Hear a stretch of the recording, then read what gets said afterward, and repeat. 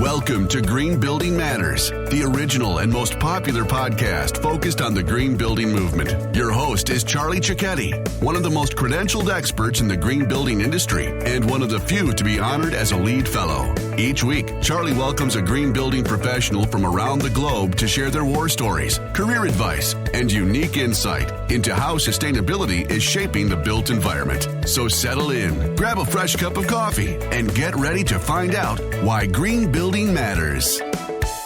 Hi, everybody. Welcome to the next episode of the Green Building Matters podcast.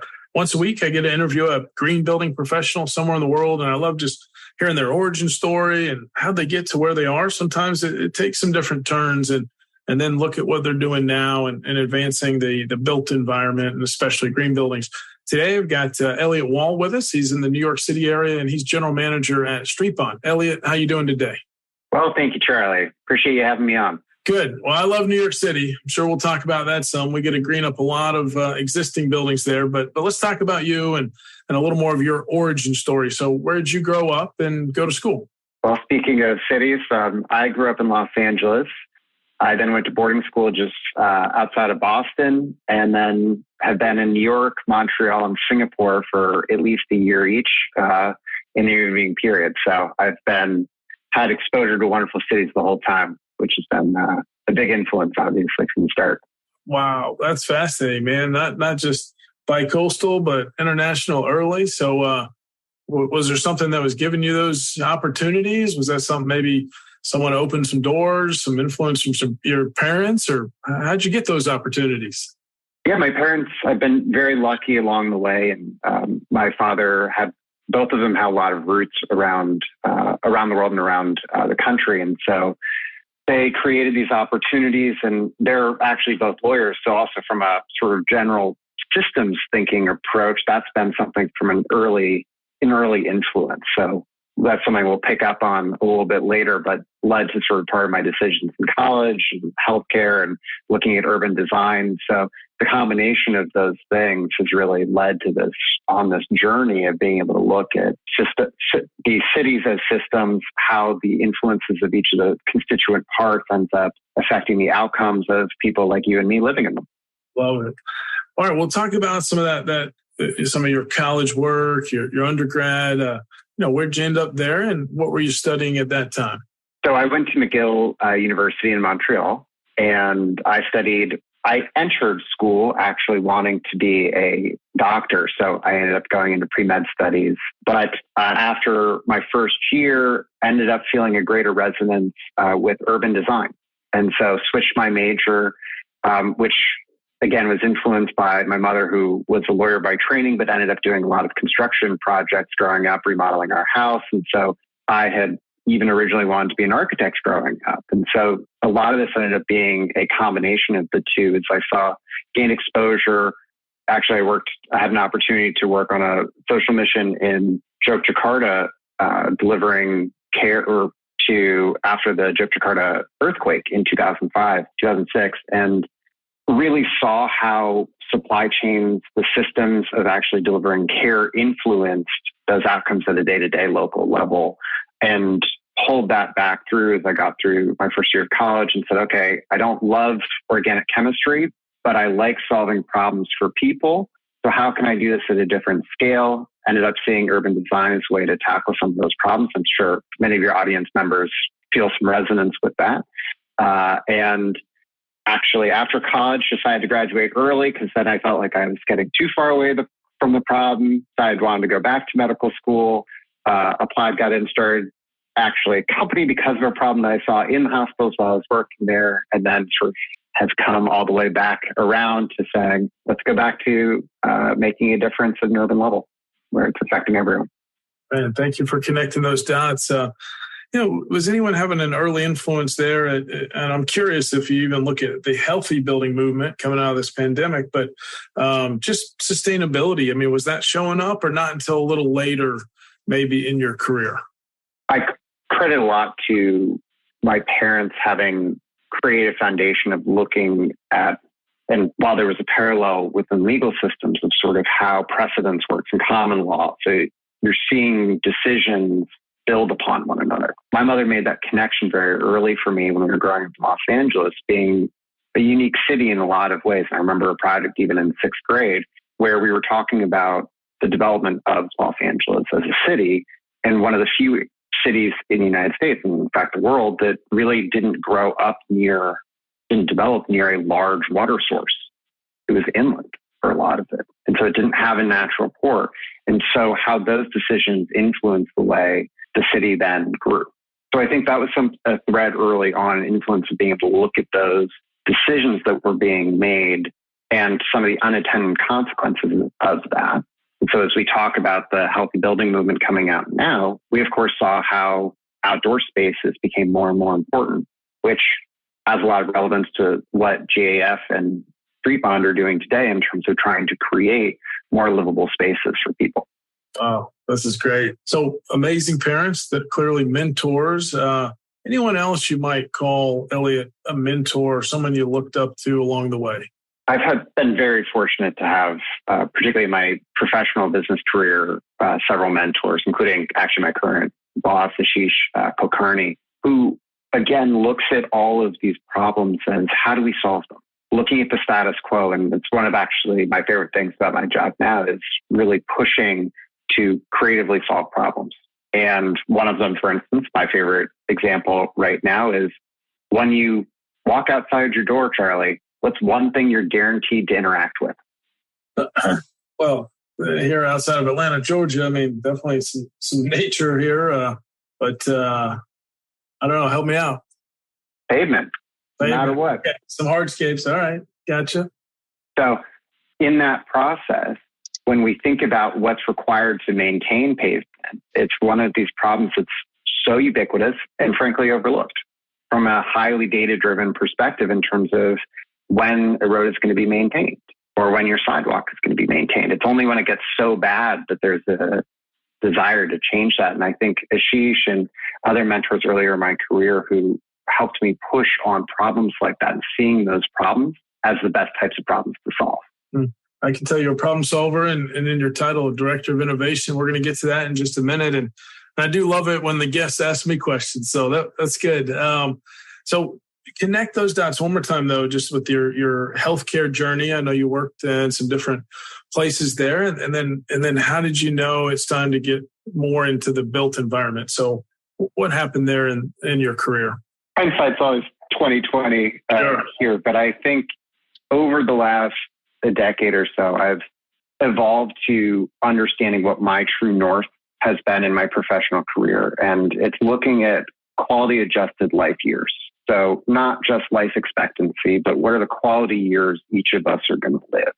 And my mission in life, I hope, is to make a difference and maybe just 0.1 of a difference in terms of qualities and see that improvement through the work that I'm espousing and people I'm working with. Is how do we make a difference there in terms of the quality of life for people?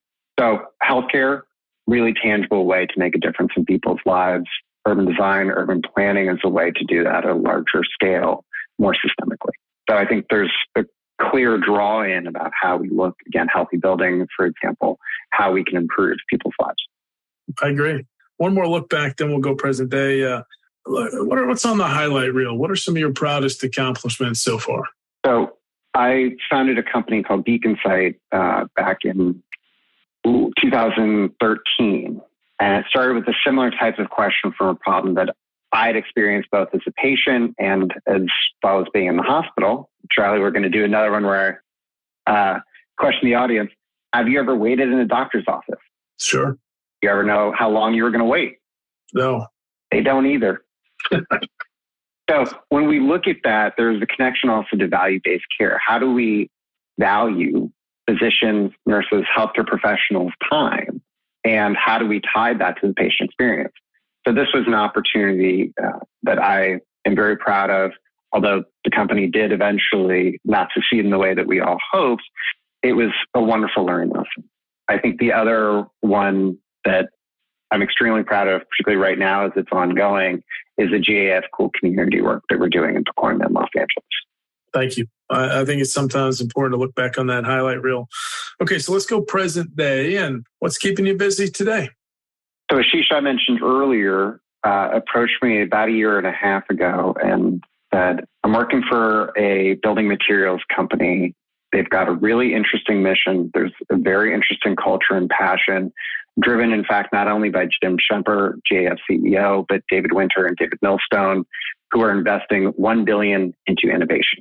And she's described his own mandate as, how do we take a company that's over 120 years old like GAF and create new avenues of growth for it?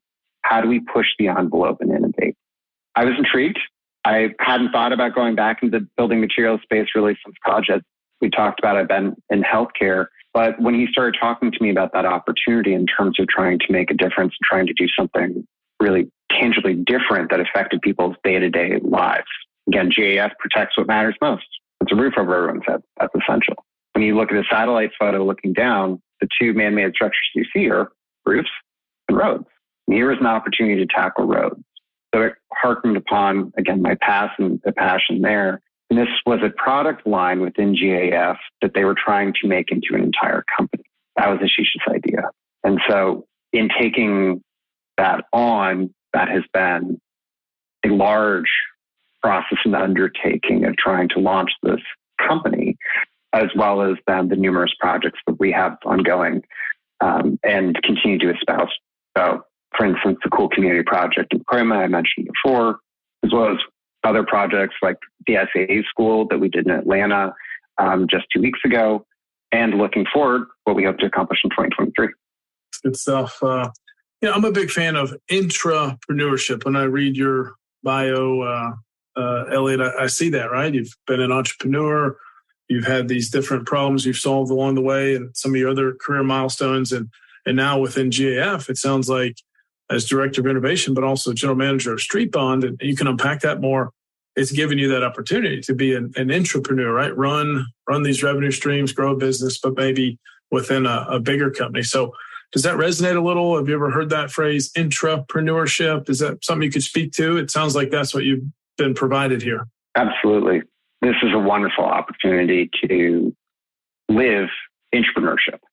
And I give a lot of credit to Ashish and Jim for pushing that envelope. That's a big step and a big opportunity and risk for a mature company to take, to invest in entrepreneurship with seriousness and intention. Of course, that starts with David and David again at the top. But for a company truly to embody it, I think is a really proud achievement for GAF. And so I'm very thankful for that opportunity, and also recognize how rare it is to really get a swing and have an opportunity set up with the right mixture of components to be able to go after. It's an extremely challenging thing to do, period, let alone extremely well. But I think GAF has created an environment to make that possible. It's exciting. So LEAD has been around 22 years now, and a program like that has helped all of us, right? Advance just this conversation around what's it mean to be a green building. Maybe if we just looked at the LEAD book, so to speak, it would say, hey, we need lighter colored hardscapes and surfaces, and that's green. That helps with the heat island effect. But help us demystify, like, what else are you and your team working on, like, that makes hardscapes, pavement, roof materials eco-friendly, besides just lighter colored to reflect light and shed heat? So what are we missing? Can you demystify some of that for us? Sure. Heat obviously going to continue being a big issue. And I think with the heat dome going on in California and out west right now, Europe experiencing its largest drought in 500 years, this is going to continue to be a large problem. So not to downplay the significance there, but to your question about what else, we're looking really closely at energy harvesting. So not only just reflecting the energy from the sun, but how could we then capture that and repurpose it? So you could think about potentially on your driveway, having a material coating on it that when it was in the sun led to reheating your water. So an integrated system with your water heater. We also have a partner company in SGI that's part of Standard Industries that's very engaged on carbon capture and how we do this at a granules level. So obviously the holy grail here is to be able not just to reduce or avoid the effect that solar reflectivity gives us with greenhouse gas avoidance, but then to look at this in terms of how we really draw the carbon out of the air. And then finally, I would say Ashish has also been quite a visionary in looking at the electric vehicle tire problem. So how do we take these pollutants, and electric vehicles being heavier, end up shedding more of that rubber that ends up in water systems and leads to pollutants? How do we also then craft a solution to tackle that problem? Man, that's exciting because I see at the Green Build Conference, I see some of these innovations. Sometimes the architects will specify some of what you're talking about, but I think to our listeners here, they need to take a look at all this new innovation. And that's kind of segue to my next question, not just in your product line, but where do you see the green building and or healthy building movement, starting to shift towards? And anything coming around the corner you're reading up on, you're excited about? I think a similar set of functionalities, shall we say, across the building envelope. So again, as David invested in innovation through Standard Industries, GAF is looking at a number of different innovations at the building envelope level. So whether that's looking at HVAC and how we can recirculate better. We've seen problems, of course, with energy going down. How do we make not only the home more resilient, but the community as a whole? So I think as a company, we're really excited. And I'm personally really excited about energy resilience, temperature resilience, and carbon capture still really are the three that I think will continue to take us through and be the priorities and leading issues and opportunities over the next decade. Yeah, you got a good crystal ball there, Eliot. Well, let's do some rapid fire questions and get to know you a little more. What would you say is your specialty or gift? Nature or nurture combination. I think looking at problem solving, creative problem solving at a systems level. Okay. Do you have any good habits, any routines or rituals that really help you stay on point? All sort of bucket under a similar set of things, but every week I look ahead at the week and color code. You can't see this, but color code sort of what needs to be done. So it's Monday through Friday, and as well as to do color code what conversations I'm walking into, whether this is something I have to prepare materials for, whether I'm expecting an output from that conversation, or whether it's a touch point and what those would be. I also every other week write down all of my anxieties and just say what's on my mind. And it's a cathartic process, but also helps sort between what are challenges or problems or things on my mind that our team has agency over, and which of them we don't, but what strategies could our team undertake to try and mitigate those risks? And the other one that I would add is having regular touch points with the team and making sure that we not only have group settings that don't have any scheduled time. So twice a week, we sort of do huddles, as well as then retaining all of the one-on-ones within my team to ensure that we're having unconstructive time to just talk about whatever's on anyone's mind. Man, thanks for giving us a peek in. Those seem like really good systems. And yeah, getting what's taking up headspace, right? Sometimes even just writing it down, right? I've placed it somewhere for now and I can address it. So thank you for that. I'm a fan of the bucket list. Not everybody is, but what are one or two things maybe on your bucket list? Any adventure, travel, you want to write a book? What's on the bucket list? Sure. Since you mentioned them, actually, I started writing a book a couple of years ago that I'd love to finish. I got about halfway through and then I took on this job and haven't had a chance to pick it up again. But that would be, that's definitely on the bucket list. Travel as well. Through the pandemic, like many others, I started going to national parks. After the first one, bug was bitten. So I have been to 8 in the last 2 years, plan to go to at least 2 a year for as long as I can. And then professionally, I would say, really love to see Streetbond and, we harkening on earlier, create a successful intrapreneurship story. It's not just about software, but really to win that and do that with Ashish and Jim and David and see that come to success. I mean, it would be extremely exciting. It will. That's exciting. You're right. The national parks, more and more have navigated towards that. You can get an annual pass here in the U.S., right? Where you can go to all the parks, and I'm sure you've got that. That's amazing. So books, I'm not sure if you like to listen to Audible or podcasts or maybe hold a physical book, but is there a book you'd recommend to our audience? Could be an old one, a new one. It doesn't even have to be about buildings. Sure. Speaker for the Dead by Orson Scott Card. This is one of my favorite books. I reread it every year. It's ultimately about empathy and how you create empathy for others, which results in better communication and can then, a lot of that story explores how lack of empathy really leads to miscommunication and suffering. So it's something that to me is really important to try and espouse, is really understanding where other people are coming from, what are the assumptions that are built in, what do we just not understand, and bridging that gap. Thanks for the recommendation. I'll put that in the podcast show notes. Two more questions. One is career advice. Is there anything you wish you'd have known a little earlier in your career?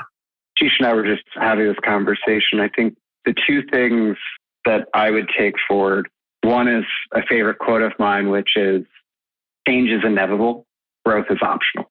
That's good. Good nuggets. Last question. Let's say someone listening right now to this podcast, they've enjoyed learning your story, and they're just now jumping into this green building movement. Any words of encouragement for them? Keep going. This is the problem of our time. And know that find the problem that you want to wake up solving every day. Because regardless of what else goes on in your life professionally, this is something that when you wake up, as hard as a job can be, as annoying as small things might end up being, as long as you love that problem, that's your true north. That's it. That's the true north. Hey, everyone, connect with Eliot on LinkedIn. I just want to say thank you for your enthusiasm towards this new push that you're doing under a big company, but that entrepreneurship internally. I know I'll see you in the green building circles that we hang out in. And if there's anything I can do for you, you just let me know. But thanks for spending time with us today. Hey, Charlie, I really appreciate it. And I think it's a wonderful thing that you're doing through this podcast, and excited to be here and excited to see you soon. Love it. Thanks, man. I just want to say thank you to our loyal listeners. We actually are celebrating over 1 year here on the Green Building Matters podcast. Me and the entire team were stoked and just so glad you continue to listen every Wednesday morning to a new interview with a green building professional here in this industry, or just some pro tips that we want to make sure that you are getting straight from us, straight to you. Thank you for listening to this episode of the Green Building Matters podcast. At gbes.com, our mission is to advance the green building movement through best-in-class education and encouragement. Remember, you can go to gbes.com/podcast for any notes and links that we mentioned in today's episode. And you can actually see the other episodes that have already been recorded with our amazing guests. Please tell your friends about this podcast. Tell your colleagues. And if you really enjoyed it, leave a positive review on iTunes. Thank you so much, and we'll see you on next week's episode.